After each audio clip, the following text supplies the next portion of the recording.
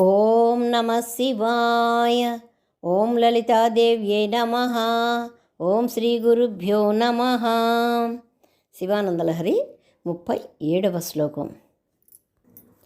ఆమ్నాయాంబుది మాదరేణ సుమన్న సంఘా సముద్యన్మనో మందానాం దృఢభక్తిరజ్జు సహితం కృత్వా మధిత్వా తతా సోమం కల్పతరుం సుపర్వ సురభిం చింతామణిం ధీమతాం నిత్యానందసుధాం నిరంతర రమా సౌభాగ్యమాతన్వతే. ఈ శ్లోకంలో శ్రీ భగవత్పాదుల శంకరాచార్యుల వారు పండితులు, మునులు దేవతల వలె ఎలా సముద్రాన్ని చిలికారు. అదేంటి, దేవతలు కదా సముద్రాన్ని చిలికింది, కానీ ఎలా వీళ్ళు కూడా ఒక సముద్రాన్ని చిలికారు. ఆ సముద్రం ఏంటి, అందులో నుండి అసలు ఏమొచ్చాయి, సుమన సంఘ అంటే పండిత సంఘాలకి అని చెప్పి వాళ్ళకి ఏమొచ్చాయి అనేది, పండిత సంఘాలకి ఏమొచ్చాయి అనేది చెప్పారు. అదేంటంటే నేను ఈ శ్లోకం ద్వారా వివరంగా చెప్తాను. పూర్వం రాక్షసుల బారిన పడిన దేవతలు మరణిస్తూ ఉంటే విష్ణుమూర్తి ఏం చెప్పాడు, దేవతలని మందరగిరిని కవ్వంగా చేసుకొని ఆయన ఆజ్ఞతో చేశారు దేవతలు. దానికి వాసుకుని త్రాడుగా కట్టి సముద్రాన్ని మదించారు. అట్లాగే పండితులందరూ కూడా సముద్రన్యన్మనో అంటే మంచి గుణములు కలిగిన నిర్మలమైన మనస్సుని, దృఢభక్తి రజ్జు సమితం దృఢమైనటువంటి సంకల్ప బలంతో భక్తి అనే తాడుతో కొట్టిన కవ్వాన్ని చేసి ఆమ్నాయాంబుది వేదములనే సముద్రాన్ని.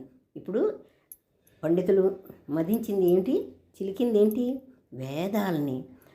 దేవతలు చిలికింది సముద్రాన్ని మదించారు దేవతల్లాగా అనమాట. దేవతలు సముద్రాన్ని మదిస్తే వీళ్ళు వేదాలను మదించారు. ఆ మతంలో దేవతలకు ఏమొచ్చింది, చంద్రుడు, కల్పవృక్షము, కామధేనువు, చింతామణి, అమృతము, లక్ష్మీదేవి, ఈ 6 లభించాయి. కానీ వేదాన్ని మదనం చేస్తే పండిత సంఘాలకి అంతకన్నా ఎక్కువే లభించింది అని చెబుతున్నారు శంకరాచార్యుల వారు. ఎలాగంటే చంద్రుడు దేవతలకి, సోమేశ్వరుడు పండితులకు, అంతేగా సోమవేదం, కల్పవృక్షం దేవతలకి, చెట్టు మాత్రమే దేవతలకి, పండితులకు ఈశ్వర కల్పం లభించింది. ఈశ్వరుడు అనేటువంటి కల్పవృక్షం పండితులకు లభించింది.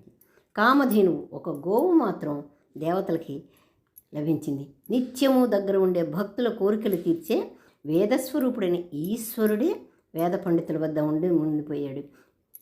ఆ గోవేమో దేవతలకు వెళ్ళింది, కానీ పండితుల దగ్గర ఉండేది ఏంటి, ఎవరు దొంగిలించలేనిది ఆ వేదం అనేటువంటిది.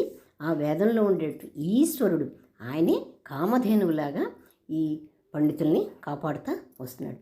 ఇంకోటి ఏంటి, చింతామణి అనే నవరత్న సముదాయం ఎవరికి లభించింది, దేవతలకు లభించింది.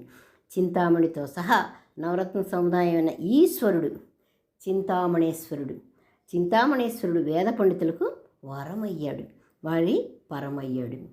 అందుకని దేవతలు చిలికింది సముద్రం, పండితులు చిలికింది వేదం. ఆ తర్వాత చింతామణి తర్వాత వీళ్ళకి అమృతం కూడా దొరికింది కదా. దేవతలకి మరణానికి దూరం చేసే అమృతం దేవతలకు లభిస్తుంది, కానీ వేద పండితులకి నిత్యం ఆనందాన్ని ఇచ్చే పార్వతీ పరమేశ్వరులు ఇచ్చే మోక్షాన్ని పొందగలిగారు. మోక్షం అంటే ఏంటో తెలియని వాళ్ళు దేవతలు, మోక్షం అంటే ఏంటో తెలిసిన వాళ్ళు మానవులు. కాబట్టి దేవతల కన్నా మానవులు, ఎందుకంటే బుద్ధి కూడా బాగా ఇచ్చాడు కాబట్టి మనం దేవతలని ప్రార్థిస్తే మనం కూడా మోక్షం పొందుతాము అని చెప్పేటువంటిదే వేదాల్లో ముఖ్యమైనటువంటి ఈశ్వరుడు మనకి మరణాన్ని, జీవాన్ని రెండింటినీ ఇచ్చాడు.